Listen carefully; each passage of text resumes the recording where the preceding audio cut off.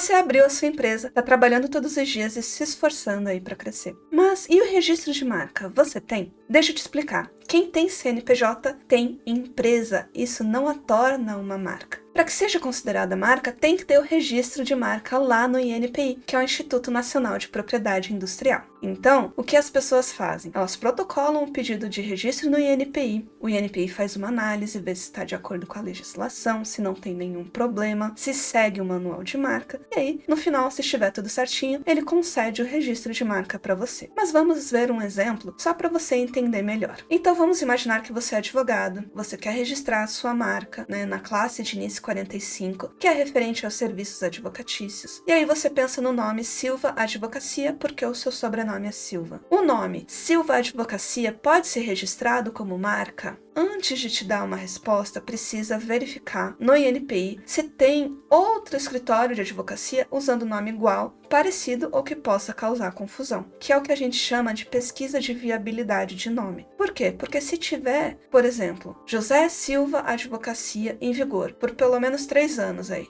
ele vai conflitar com a sua ideia, Silva Advocacia, porque eles são muito próximos. Silva Advocacia e José Silva Advocacia. Parece que você está copiando o Silva Advocacia dele, entende? Então, que estratégia eu adotaria? Eu pegaria o seguinte, outro sobrenome e também o seu nome próprio, porque se tem o José Silva Advocacia e você colocar, por exemplo, Marco Antônio de Oliveira Silva Advocacia, não vai gerar confusão. Por quê? Porque mesmo tendo Silva no José e Silva no Marco Antônio, e ambos serem advogados, ninguém vai ter confusão, porque um é o José Silva Advocacia e outro é o Marco Antônio de Oliveira Silva Advocacia. Essa é a forma que eu adotaria como estratégia para protocolar a minha marca, porque muitas vezes a gente não analisa apenas um nome, a gente analisa também o conjunto, incluindo aí logotipo. Agora eu vou utilizar o meu exemplo. O meu nome completo é Giovana Martins Vicente, mas como marca eu registrei apenas Giovana Vicente. O que aconteceu com o sobrenome Martins? Bom, antes de protocolar a minha marca, eu fiz a pesquisa e verifiquei que tinha outros escritórios de advocacia usando Martins, e eu pensei, eu não vou arriscar. Tem muita gente utilizando esse nome, e meu nome Giovana também é muito comum. Então, eu acredito que para ter exclusividade seria melhor Giovana Vicente, tá? E foi o que eu fiz. Hoje ele está em vigor, deu tudo certinho. Então, você precisa entender que não é porque você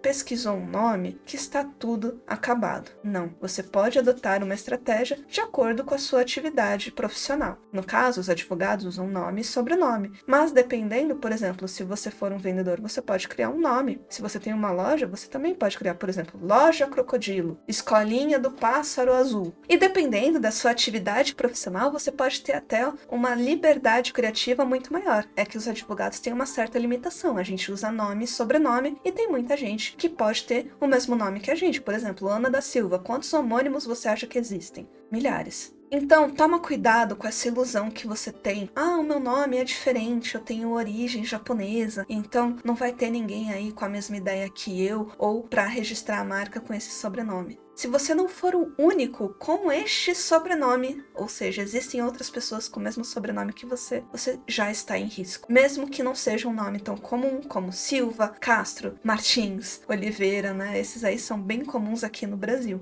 Tem muita gente que pensa assim, eu não vou registrar. Meu nome é japonês, é diferente. Aí quando você vai fazer uma pesquisa, já tem alguém na mesma área que você. E só uma curiosidade, os nomes que refletem a nossa profissão, por exemplo, eu sou advogada, então nomes da minha profissão, advogada, advocacia, escritório de advocacia, sociedade, direito, esses nomes o INPI não vai registrar como exclusivos meus, tá? Outros colegas também podem se utilizar. A diferenciação aqui, no caso, vai ser no nome e sobrenome. E é isso que vai garantir realmente exclusividade. Então fica um alerta aqui, gente. Você não é obrigado a registrar sua marca, tá? Você não precisa levar a registro. Você pode ter apenas uma empresa. Mas, se você tem isso como objetivo, registrar a sua marca, quanto mais tempo você demora, se for uma área onde tem grande número de pedidos de registro no INPI, você pode se deparar com uma dificuldade de achar um nome para registrar. No caso dos advogados, como a gente usa nome e sobrenome, o nosso grande empecilho na hora de registrar uma marca marca são os homônimos, porque tem muita gente que tem um nome comum, por exemplo, Ana da Silva, Luiz de Souza, José Henrique Castro. Então, assim, são nomes comuns que, se você for pesquisar nas redes sociais, tem um monte com o mesmo nome que o seu. Então, um detalhe importante a ser levado em consideração é, se você não tem registro de marca, o seu nome está em risco. Por exemplo, acontece da pessoa receber uma notificação extrajudicial ou até mesmo receber um processo, ter que gastar com advogado. Por quê? Porque tem alguém que registrou esse nome e chega e fala para você, olha, eu tenho registro desse nome, você tem que parar de utilizá-lo imediatamente. Agora, imagina se você já tem uma estrutura toda montada. No caso, uma escola de inglês. Chega alguém, notifica você. Esse nome é meu, você não pode utilizar, eu tenho registro de marca. Você não levou a registro e você saiu no prejuízo. Esse é uma das coisas que acontece no dia a dia aqui da parte de empresa. A gente sabe que abrir empresa já é um risco, porque a gente não sabe se a gente vai obter lucro no final do mês. Agora, imagina você tá caminhando, batalhando, e aí chega uma notificação extrajudicial na sua porta, só porque você não fez o registro, outra pessoa foi lá e registrou e não fez de má fé, fez de boa fé, e aí você perde o nome. É um risco a se considerar. Ou seja, registro de marca é obrigatório? Não. Mas se você não registrar, você vai estar à mercê de quem registrar, entendeu? Por isso que hoje eu penso, eu registrei a minha marca, Giovana Vicente. Isso significa que mesmo que tenha uma outra advogada Giovana Vicente, eu estou com o meu registro protegido, ela não vai poder me tirar. Por quê? Porque eu estou utilizando a minha marca, eu sou efetivamente advogada desde 2014, então eu tenho como comprovar a minha atividade, né? Há muitos anos atrás, então eu demorei um pouquinho para levar registro, tá? Nem todo mundo começa a atividade e registra a marca. Muitas vezes a gente espera ter um lucro, um retorno financeiro, tá? Isso é bem comum. Mas a internet tem uma regra, né? Quando você é pequeno, tudo certo, mas conforme você vai tendo exposição, você acaba ficando aí exposto a certos riscos. Por isso, com tudo isso aqui que eu expliquei para você, fica claro que registro de marca requer planejamento, estratégia, não é algo tão simples assim. E se eu não fizesse todo esse raciocínio, né, se eu arriscasse colocar o Martins na minha marca, talvez eu tivesse meu pedido de registro de marca negado no final. E não era isso que eu queria ter a minha marca protegida, por isso que eu optei pelo Vicente. Eu poderia ter colocado Giovana, Martins, Vicente? Sim, mas aqui vai uma dica também. Quanto menor o nome, mais fácil de lembrar. Ninguém vai ficar pensando,